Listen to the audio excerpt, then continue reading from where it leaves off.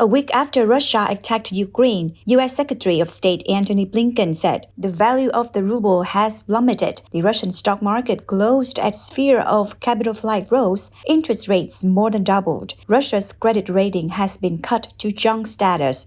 The U.S. administration hoped that the enormous, unprecedented consequences of sanctions which the West imposed on Russia would hamper Moscow's war machine. However, in 2023, despite continuously adding more sanctions, the Russian economy has basically recovered to equilibrium. The International Monetary Fund predicts that the Russian economy will grow by 0.7% this year. According to experts, there are many signs that the Russian economy can withstand a long war. However, if the war is expanding now, the Russian economy might reach its limit.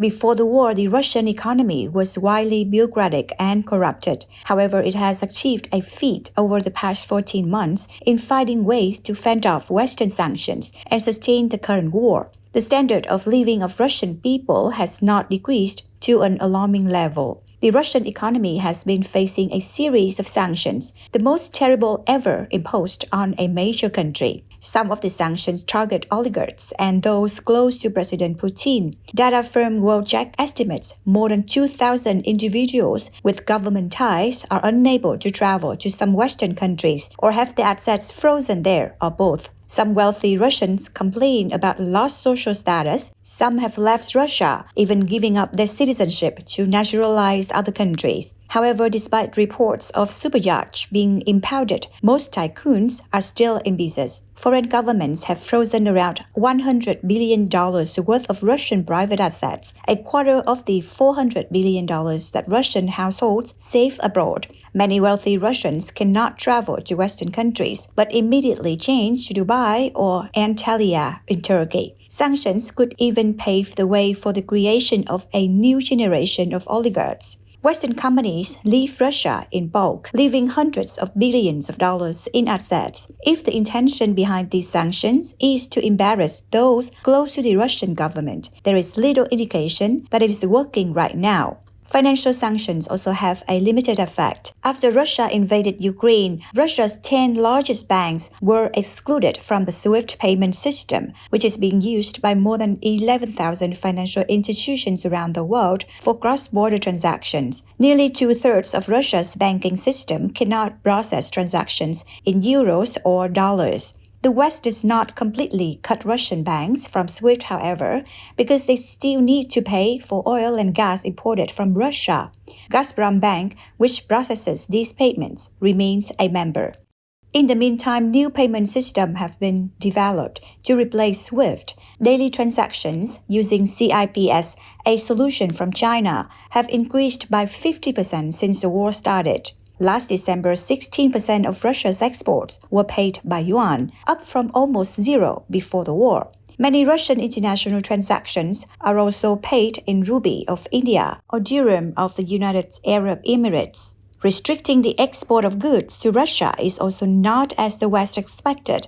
The U.S. and allies banned the sale of thousands of high-tech items to Russia. Many Western technology firms operating in Russia also voluntarily withdrew. About 3,000 global companies have businesses in Russia. Nearly half of them have cut operations in various ways. In 2022, foreign direct investment in Russia decreased by only a quarter. The number is not too worrying for Russian officials. In terms of imports, Russia continued as almost pre-war values. New trading partners have replaced the West. China is now selling to Russia twice as much as in 2019.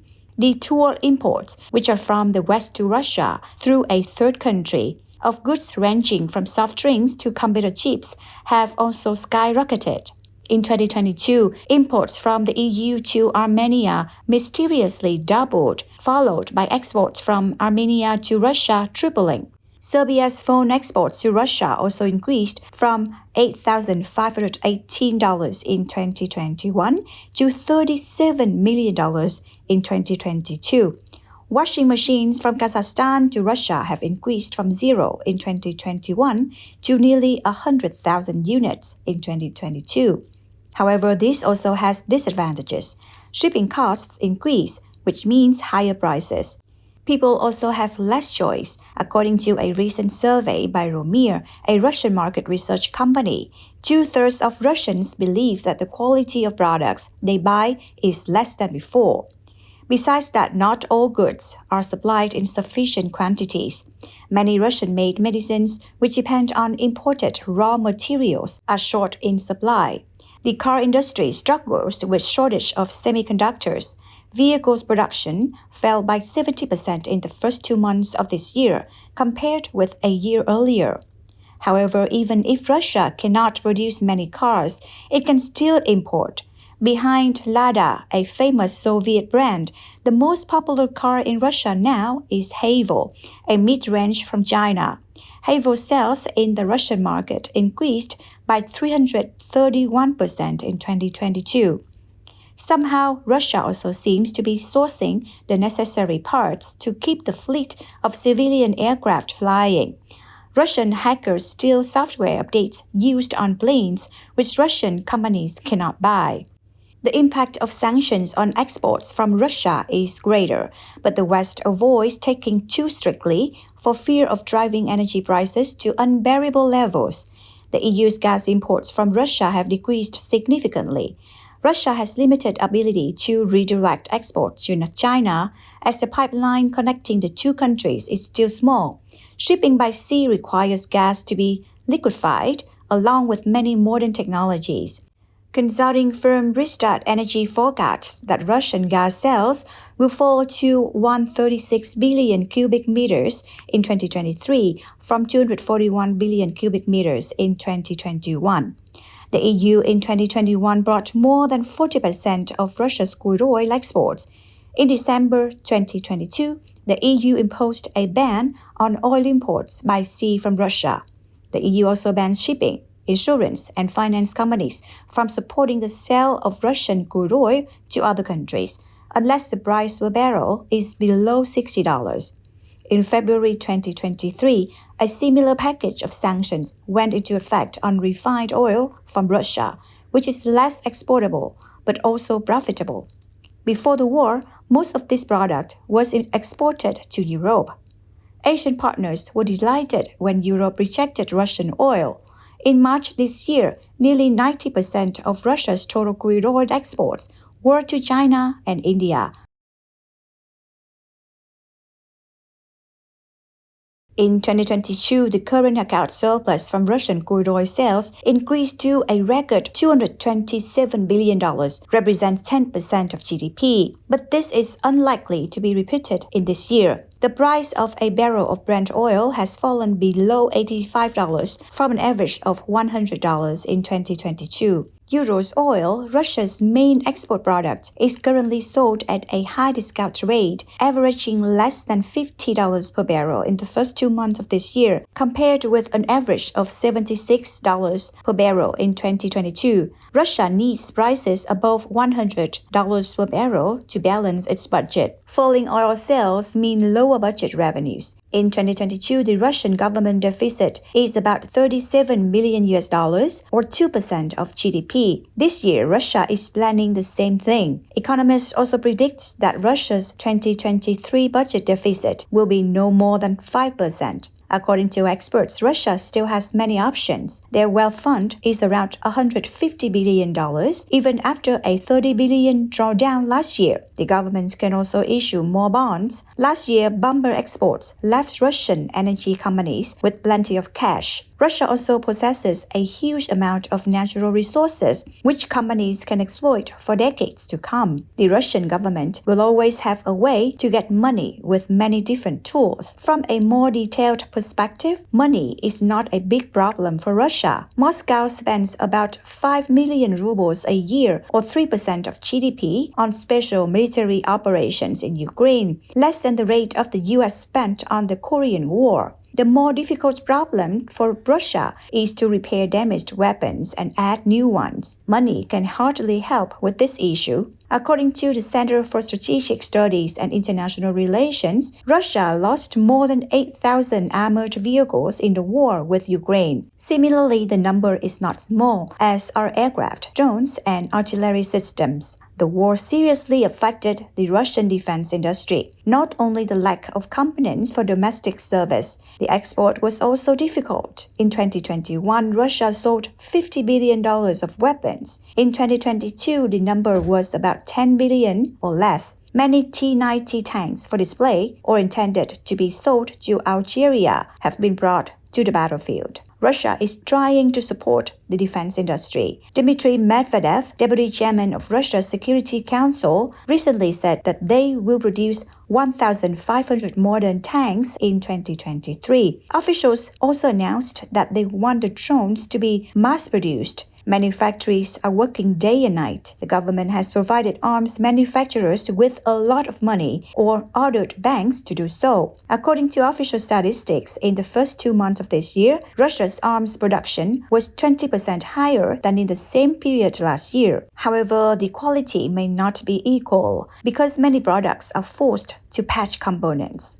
To produce modern weapons, Russia needs access to Western-made dual-use components, from engines, circuits to microchips. The West has stopped exporting these to Russia. Civilian chips from a variety of imported goods, such as washing machines or air conditioners, have been removed for defense purposes. Ukrainian intelligence estimates that each month, Russia produces 30 Kh-101 missiles and 20 Kalibr missiles, two precision-guided types, thanks to such tricks.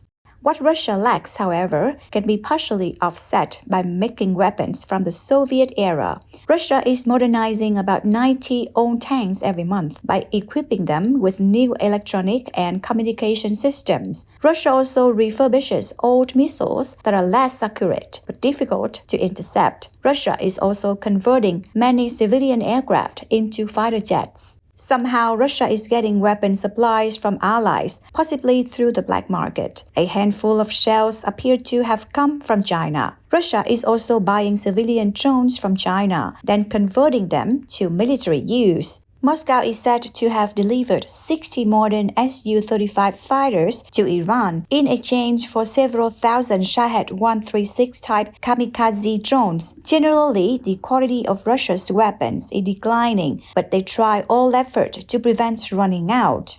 Mobilizing troops to sustain the war is another challenge. Many soldiers have died. Many young men of military age have migrated abroad. According to some statistics, in 2022, the number of Russians under the age of 35 has decreased by 1.3 million. The shortage of workers occurs throughout factories across the country. Currently, for every one unemployed person, there are 2.5 vacancies, making the Russian labor market twice as pressured as the US. Wages also increased rapidly. Specialist positions, such as IT engineers and lawyers, are especially scarce. At a recent meeting of the Russian Business Association, labor shortage was the main topic. Labor shortages also make recruiting new soldiers more difficult. The military officers are sending out enlistment and encouragement notices via email, making it harder for people to pretend they didn't get it. Citizens who are in the military reserve forces are considered difficult to leave the country. Despite great efforts, Russia encountered many obstacles in recruiting new troops. In 2022, the Russian government spent 3% of GDP to stimulate the economy. Support comes in a variety of ways, like giving money directly, loans, grants, or joint investments. Banks are required to lower interest rates for companies that are borrowing, plus loosen loan conditions. In the same year, the bankruptcy rate of Russian companies is lowest in 7 years. All of these may explain why the war did not have much impact on the standard of living of the Russian people. Consumer prices rose 12% last year, largely due to the depreciation of the ruble. Average wages at medium and large firms, including many state-owned, rose slightly last year after taking inflation into account. Central bank statistics show that inflation has returned to an acceptable level of 3.5% in March 2023.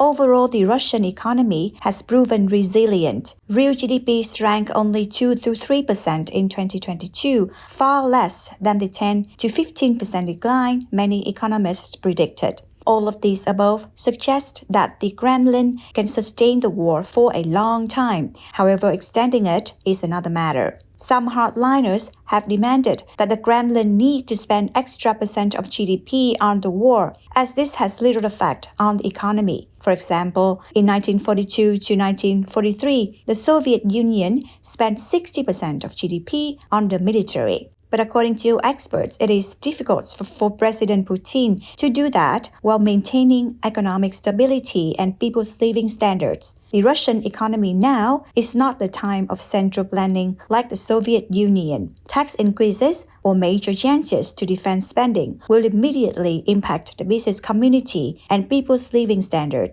It threatens to spoil the calm atmosphere of controlled society today. According to another report of CSIS released in March 2023, Russia can sustain a long war. However, if the war is more extensive, it is unlikely that they could stand. President Putin may win on the economic front, but on the military front, the problem is going in a different direction. That has wrapped up our program today. Thanks for watching and see you next time.